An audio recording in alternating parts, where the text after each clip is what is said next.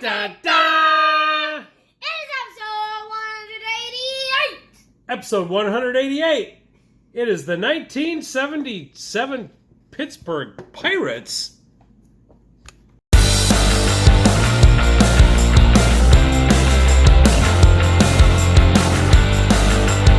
Well, hey, I'm MP Fox, and I'm minus my co-host here, MC Fox. Why? Because we're talking about the 1977 Pittsburgh Pirates. That's right, the 1977 Pittsburgh Pirates. And why are we doing that? Well, because of the COVID-19 virus. That doesn't make much sense to anybody, does it? But with COVID-19, I find myself working more than I ever have. And when I come home at night, I need to unwind a little bit. If I'm not too tired, and I play some History Maker Baseball. And that's a sports simulation game. And I've happened to have the 1977 season, and I decided to, at random, choose a team to play the whole season, 162 games. And, well, you got it right. It was the Pittsburgh Pirates. So for Bob Lewis and all the Pirates fans, we're going to look at the 1977 Pittsburgh Pirate cards. And that is right. It's the 1977 Pittsburgh Pirates. Here you see their 1977 Topps card. It is featuring Chuck Tanner right there on the bottom. He is the manager. And in 1977, the Pirates went 96 and 66. 5 games out of first place. They were very respectable. And actually, it was also their 96th year in professional baseball. So that's kind of cool. They did have some major trades coming into this season, and the first one happened in November of 76, where the Pirates traded star catcher Manny Sanguillen to the Oakland A's. In return, they got, this manager right here, Chuck Tanner. That's why they're the first card. Next up, and everybody's probably heard of this player, or anybody that's a baseball fan that's older, this is Richie Zisk. He actually was traded before the season to the Chicago White Sox. He was a solid player for the Pirates, and he etched out a really good career, ending up with almost 1,500 hits, over 200 home runs, and he played for the Pirates, White Sox, Rangers, and Mariners in his career. And who did the Pittsburgh Pirates get for Richie Zisk? A closer by the name of Goose Gossage. Yep, pretty awesome, too. And another decent pitcher, Terry Forster. And they came over to Pittsburgh from Chicago for Richie Zisk. Now, they also got rid of this gentleman right here, Dave Giusti, or Justy, I'm not even sure how to pronounce his name, along with this pitcher right here, George Doc Medich, and another player that we're going to talk about in a second, but he played with the Pirates for 5 years, I believe, and he was part of a 10-player trade, he being one of the 10 players, Doc Medich being another one. Another name that we would know from the Pirates is Tony Armas. He hit a whole bunch of home runs for a while there. And they were traded to the Oakland A's. And along with pitcher Doug Bear and also another pitcher by the name of Rick Langford. Yep, he had a decent career for sure. And who did they get in return? Well, they got an mid-30s infielder by the name of Tommy Helms. And also this guy, and this is not a 77s card, and I wasn't going to try to look for it, card of Phil Garner. This is the card that we have of Phil Garner. This is the autograph one, but we just showed him because I love his mustache. So they traded all those players basically for Phil Garner. I'm not really sure who got the better end of the deal on that one, but those were the major trades that happened. Another player in the 77 set that did not appear in a game for the Pirates is this gentleman by the name of Bob Robertson. I remember having this card as an 11-year-old kid, wondering what my grandfather or uncle, he just looked really old to me then, but it's weird looking back because now I'm way older than he is. But he played professional ball from 67 to 79, mostly with the Pirates. He was touted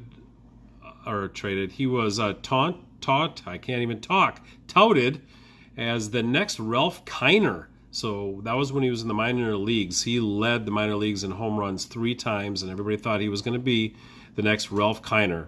He broke into the starting lineup for the Pirates in 1977, but he didn't play at all in 1970. In 77, he did not play at all for the Pirates. He ended his career playing for the Mariners and the Blue Jays. Another gentleman a lot of people have probably heard of is this third baseman by the name of Richie Hebner. And he played from 68 to 85, and he was with Pittsburgh until 76. He left as a free agent after the 76 season and signed with cross-state rivals, the Philadelphia Phillies. Another gentleman that we have heard of that didn't play at all that year was Craig Reynolds. He's pictured down there, and he had most people would remember him playing with the Astros. And his best year was actually 1978 with the Seattle Mariners. Those are the people that didn't appear for the Pirates in 77. And here we have Duffy Dyer, who split time as starting catcher. It was him and Ed Ott, who we'll get to later. He is currently the manager of the Kenosha Kingfish. And I think that is the Collegiate Woodbat Northwoods League. And he also played for the Mets, the Pirates, the Expos, and the Tigers. And in the movie Into My Heart, Duffy Dyer is referred to as a cultural icon. Not really sure why that is, but he got his name from a radio show called Duffy's Tavern. Apparently, when his mother gave birth to him, she was listening to a radio show called Duffy's Tavern, and she asked how Duffy was doing. Hence, Duffy stuck as a name. The next gentleman is Bill Robinson, who played the bulk of the time at first base. Probably thought it would be Willie Stargell. Willie Stargell was injured most of 1977. And this gentleman had a long career from 66 to 83. And he's also known as one of Darryl Strawberry's mentors. So he's got a pretty decent resume on him. In his career, he played first base, third base, and also the outfield. Starting second baseman for the Pirates, Mr. Rennie Stennett. And he was a very sure-handed infielder for sure. He's one of 3 players to collect 7 hits in a game. Could you imagine getting 7 hits in a game? And this was in a 22-0 victory over the Cubs. And he set the modern mark by going 7 for 7 in a 9-inning game. And in the next game he went 3 for 5. So he had 10 hits in 2 games. That's some pretty awesome stuff. At shortstop, they had Frank Tavares. And he played from 71 to 82, and he played for the Pirates, Mets, and Expos. He debuted in 1971 as a pinch runner for aforementioned Willie Stargell, and he was mostly known for his speed. And in my replay so far, I think has got 4 or 5 stolen bases in 10 games, so he is a speedy guy. Next up is one of the outfielders, and if you look at the outfielders for 1977 Pirates, they were amazing. Here we have Al Oliver, who is a great baseball player, played from 68 to 85. I do not think he gets enough credit in the world of baseball. He was a 7-time All-Star. He was a 1982 National League batting champion. He won a Silver Slugger Award. His nickname was Scoop, probably picked up his first base days. And he signed as a free agent in 1961 with the Pirates. And he was promoted to the big leagues. Now, this is kind of a sad story. On September 14th, 1968, he was promoted to the big leagues, and that was the same day that his dad died. So that was pretty sad. I also mostly remember him playing with the Rangers and the Expos. He also played with the Giants, Phillies, Dodgers, and Blue Jays. A couple of those I don't remember in there. In center field, they had Omar Moreno. He became the starting center fielder in 1977. He was a great fielder, and again, he was super fast between him and Tavares. There's a lot of speed there. And in 1980, he actually had 96 stolen bases, and he was absolutely amazing. But in 1980, he also has a very unimpressive stat that he got out 560 times. Wow, that's a lot. And of course, which Pirate outfield from 1977 would not be complete without Dave Parker, the Cobra? He also is underrated amongst some, but he played baseball from 73 to 91. He also was a 7-time All-Star. He had 2 batting titles. He was an MVP of 1978, and he was the first professional athlete to make $1 million a year. And he also had 3 Gold Gloves. So far in my replay, these 2 gentlemen are leading the Pirates in hitting. Al Oliver is batting .451, and Dave Parker is batting .450. So it'll be fun to watch that go down to the end. And speaking of the end, while I make these videos, I'm going to put the little standings up just to show how far I get along in this, and if anybody's interested to see how the Pirates do in 77. Also sharing catcher duties, I mentioned Ed Ott. He played for the Pirates and the Angels. He is not related at all to Mel Ott. I remember thinking that somehow he was. But he had an 8-year career where he played 567 games. He was also a wrestler. Interesting fact, he was a wrestler. And in 1977, August 12th, mind you, against the New York Mets, Al Ott slid hard into second base trying to break up a double play. Well, Felix Millan, who was a Mets infielder, famous for his choking up on the bat, took offense to it and basically hit out at Ed Ott with the ball in his hand. Ed Ott did not take too kindly for it, so he picked him up and slammed him on his knee in basically a wrestling move. And it was a severe injury that Milan took to his shoulder, and it effectively ended his career. So that is a Ed Ott wrestling oddity story. Next up is one of the most famous Pittsburgh Pirates. There could be multiple videos made on this gentleman and his career. It's Pops, Willie Stargell. He played 21 seasons in the major leagues. And again, there could be many videos on him, but 1977 would not be the one to make it. He did hit his 400th home run this year, but he was only limited to 60-some games because he suffered an elbow injury and sat out most of the time. But he ended his career with 2,200-plus hits, 475 home runs, a .282 lifetime batting average. He was a 7-time All-Star, 2-time home run leader, the 1979 MVP, and his number 8 is retired in Pittsburgh. So that is absolutely amazing. And he was noted at one point for hitting the longest home runs in half of the National League parks. So that's quite a feat. At one time, he hit Andy Messerschmidt's ball 470 feet, and Don Sutton, the famous Don Sutton, said that he doesn't just hit pitchers, he takes away their dignity. So that is ultimate respect right there. Next up, Mr. Edie Kirkpatrick. He played from 1962 to 1977 with the Angels, with the Royals, with the Pirates, with the Rangers, I believe, and also with the Brewers. So, yes, he kind of had a short, promising career. Didn't last very long, but he is known in 1972 for getting the last base hit in Municipal Stadium in Kansas City. Then tragedy struck this gentleman's life. In 1981, he was leaving a charity event in California, and he was involved in just a minor car accident, and of which he acquired a blood clot that traveled all the way up his neck to his brain.